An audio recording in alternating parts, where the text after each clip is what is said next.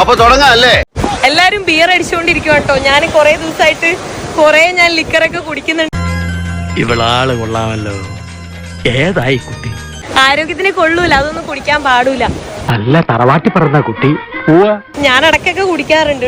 അയ്യോ, എന്നിട്ട് എന്ത് പറ്റി? നമ്മളെ നാട്ടിൽ എന്തോരം ബീച്ചസ് ഉണ്ടെന്നറിയോ? പക്ഷെ മിക്ക ബീച്ചസും ഒരുപാട് ക്ലീൻ അല്ല കേട്ടോ.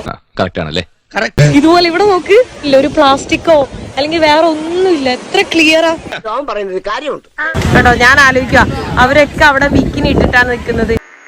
അതാ നിന്റെ വിഷമം.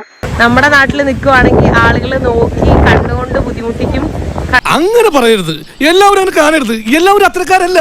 ഈ സർപ്പത്തിൽ തന്നെയില്ലേ വിഷമുള്ളതും വിഷമില്ലാത്തതൊക്കെ. പക്ഷെ ഇവിടെ നോക്ക്, ഇവിടെ അവർക്ക് ആ ഒരു ഫ്രീഡം ഉണ്ട്. അവർക്ക് ഇഷ്ടമുള്ള ഡ്രസ്സ്. ഇവിടെ എല്ലാം ഡീസന്റ് അല്ലേ സാറേ? നമ്മളൊക്കെ തറവാട്ടി പറഞ്ഞല്ലേ. എനിക്കും ഇഷ്ടമുള്ള ഡ്രസ്സ് ഞാൻ ഇടാറുണ്ട്, ഇങ്ങനെയുള്ള രാജ്യങ്ങളിൽ വരുന്ന സമയത്ത് മാത്രം. സത്യം പരമാത്രം. അതെ, പെൺകുട്ടിയൊക്കെ ഇട്ട പോലത്തെ ബിക്കിനി ഡ്രസ്സ് നാട്ടിലിടാൻ പറ്റൂല. ഇപ്പൊ ആൾക്കാർ പറയും നാട്ടിലെ ആൾക്കാർ എന്താ കൾച്ചറാണ്, അതാണ്. ശരിക്കും പറഞ്ഞ ബീച്ചിൽ എന്താണ് കൾച്ചർ? ബീച്ചിന്റെ കൾച്ചർ എന്ന് പറയുന്നത് ബിക്കിനിയാണ്. പക്ഷെ നമുക്ക് ചൂടായാലും തണുപ്പാണെങ്കിലും ഒക്കെ ഒരേ കൾച്ചറുള്ളൂ. ഇതാണ് ഇവിടുത്തെ വ്യവസ്ഥിതി. We are living in a very cruel society. ഇവിടുത്തെ ക്രമസമാധാന നില ആകെ തകരാറിലായിരിക്കുന്നു. ഇപ്പൊ അച്ഛന് മനസ്സിലായില്ലേ? ഡാൻസ് കളിച്ച് പാട്ട് പാടി അവരെല്ലാരും അവരുടെ ലൈഫ് എൻജോയ് ചെയ്യുന്നുണ്ട്.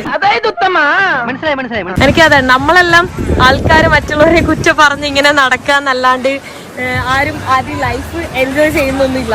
നിന്നോട് ആര് പറഞ്ഞു ഈ വിട്ടിത്തം? സീരിയസ്ലി ഞാൻ എന്റെ അഭിപ്രായം പറയുന്നതാണ്, അല്ലെങ്കിൽ ഞാൻ അനുഭവിക്കുന്ന കാര്യങ്ങളാണ് ഞാൻ പറയുന്നത്. ചേട്ടൻ വിഷമിക്കണ്ട ചേട്ടാ, ഇവിടെ ഇങ്ങനെയൊക്കെ എന്തെങ്കിലും സംഭവിച്ചതൊക്കെ കുട്ടിന്, സംഭവിച്ചിട്ടിരിക്കുന്നതൊക്കെ കുട്ടിന്, സംഭവിക്കാൻ പോണതൊക്കെ കുട്ടിന്.